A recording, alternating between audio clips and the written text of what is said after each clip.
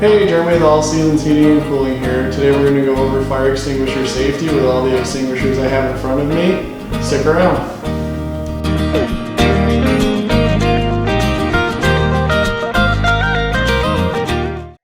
So we're going to be going over today primarily is the automotive extinguishers and the residential extinguishers, which are to my right, automotives to my left.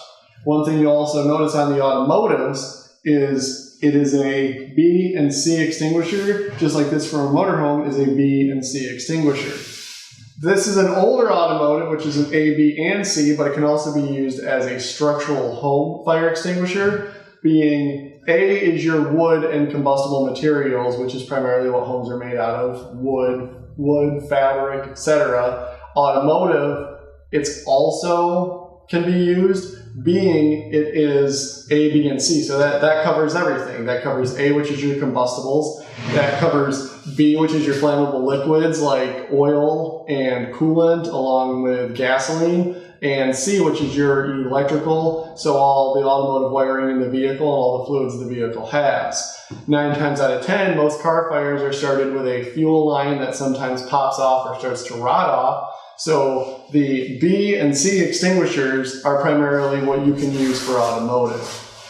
You can go in A, B, and C, but they do cost more. Generally, safety is a major concern, so you generally want to go with an A, B, and C extinguisher for automotive to cover every single area. But for B and C, if you're going to go bare minimum, having it on a boat, having it in a motor home, having it in a car, truck, commercial vehicle, unless it comes into the tanker category where that's commercial vehicles, which is nothing we're really going to touch on today. But that's the type you want to have in a vehicle. Now to the right, which is the structural A, B, and C, you want A because it covers all your combustible materials. So your wood, fabric, anything that's made in furniture, anything drywall that can catch fire, anything in a home, A, B, and C is what's needed because that covers every single thing that you could possibly have. Now, also we're going to go to the bigger extinguisher, which is this is for commercial buildings, which as you can see is also an A, B, and C extinguisher, but also has a higher classification rating because it's for a commercial building. So what we're going to go over next would be the fact that what you want to look for and what you also want to know is in your home when, say, a service technician or you yourself could inspect it and find if there is a safety risk.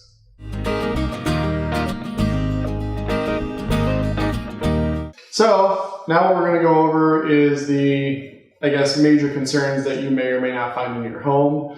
We're going to start with the gauges. Gauges tell you a lot. They are the analog style. There's no such thing as digital for a fire extinguisher. So what we're going to go over primarily is that it has your empty and your full. You have a little yellow needle that indicates whether or not it's empty or full. And then you would also notice even on the automotive extinguishers where it also has the same complete setup, which is your empty and full.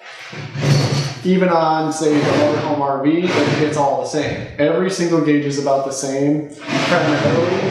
Then you're also going to notice on your commercial building and your typical structural building for the fire extinguishers, the needles and the gauges are all the exact same. They're all designed to be the same, so it's less confusing for the general public. So you'll also notice that every one of these, if you pay attention to them in the video, is they're all in the green currently. So with them being in the green, that means that these extinguishers are ready for action, ready to take out the fire that may or may not be happening currently. One thing we're also going to go over along with gauges is the years and the dates on these extinguishers and what is recommended for replacement, condition, plastic, or metal. Stick around.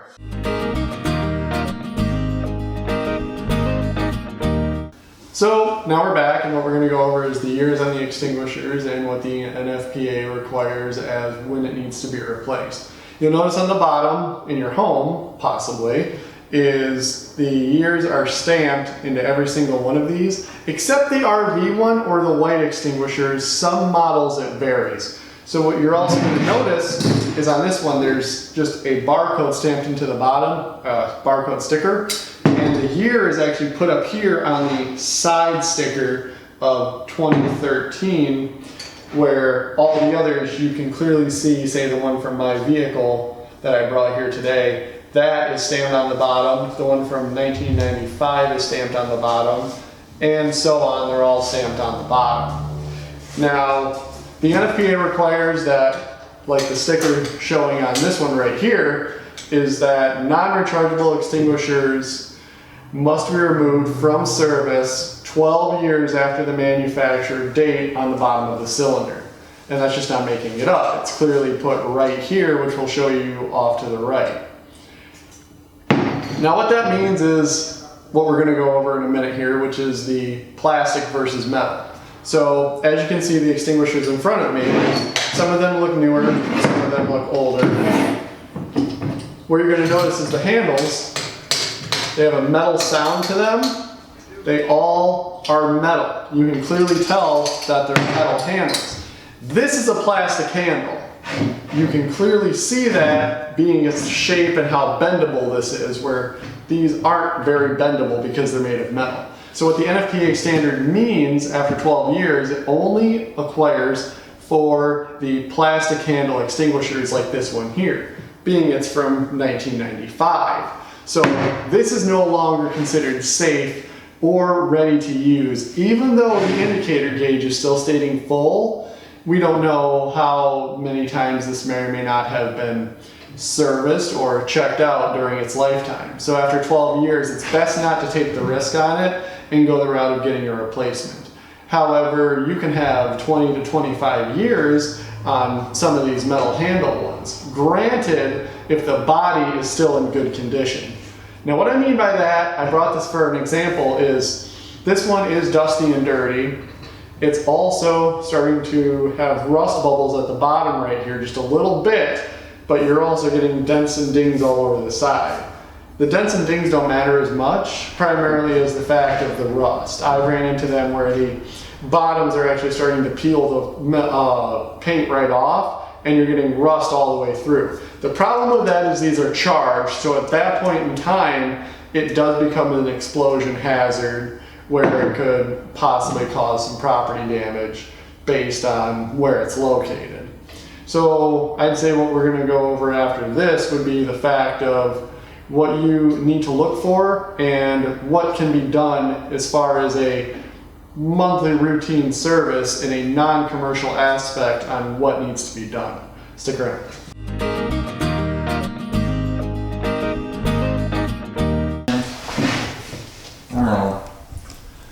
So what we're going to go over is the monthly, or at bare minimum, yearly maintenance that you want to do to an extinguisher. You're going to want to start by double checking the year of it. You're also going to want to start by looking at the gauge like we covered previously. You're going to want to make sure that the pin is still in the extinguisher. There's no damage, dings, or deformities to the cylinder body. You're also going to want to make sure that there's no white residue around the edges where the metal release handle meets the base. Then what you're going to do is take your extinguisher.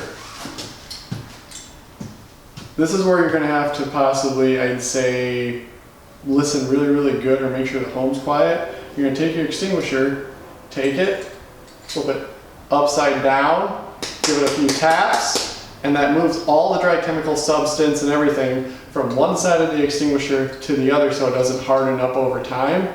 You're going to want to do it again. And you can feel the material and the substance inside start to shift from one side to the other.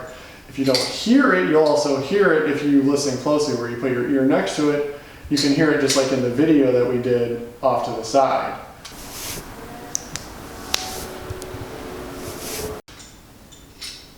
So you can easily hear it if it's a nice quiet room, but that's about really what you want to mainly do. We're going to go over automotive in a minute here, which automotive, it's essentially the same thing, just the way that they sit sometimes may or may not vary. So what you're going to notice is we did the normal structural home and the RV setup, but automotive where there's not really much wood involved, I would say. So automotive is your B and C extinguisher, which is a bare minimum. That one is the same exact setup. You want to verify there's no dings or dents to the cylinder itself. You want to verify and double check the date. As you can see, this goes into my Impala, which it clearly says that right here, mounted in the trunk of the car in the photo like you see right here. You can also see in the photo that there is a bracket that I have mounted to the trunk to hold the extinguisher in place. You can't have these rolling around inside a vehicle. It is not good, it's dangerous, and it also could start to shorten the life, bust the gauge, anything along those lines based on what's going on. You want these secured in a vehicle with a strap designed for it mounted to the vehicle body. So what we're going to go over on this is you also want to visually inspect the pin, make sure it's still in there, the tag's still in there. You're going to want to inspect that there's nothing blocking the nozzle. You're also going to want to inspect the gauge, just like on all the other ones, making sure it's still in the green. You're going to want to inspect the year along, like I just showed you, and you're also going to want to inspect that there's no residue starting from the seal indicating a leak may or may not be happening. Automotive is simple. It's laying down on its side in your vehicle or sitting straight up. If it's on its side, that's a bonus because the minute you go to use it, it's going to be tilted upright, and that's going to move all the material inside, so that'll make it ready for it's able to be used. But for automotive, it's the same thing. You take it, flip it upside down, tap it like that, you'll be able to feel the material go from one side to the other, and then back and forth. Do it about 3 to 4 times, and then mount it back inside there with the strap. You'll notice I have one mounted in my car like I just went over, and in an extended cab pickup truck is another example where there's no trunk in the vehicle. Commercial vehicles, they're usually mounted under the driver's seat or near it. But that's about the main subjects we wanted to go over on extinguishers: expiration date, automotive, residential, and types that they are. Thanks for watching.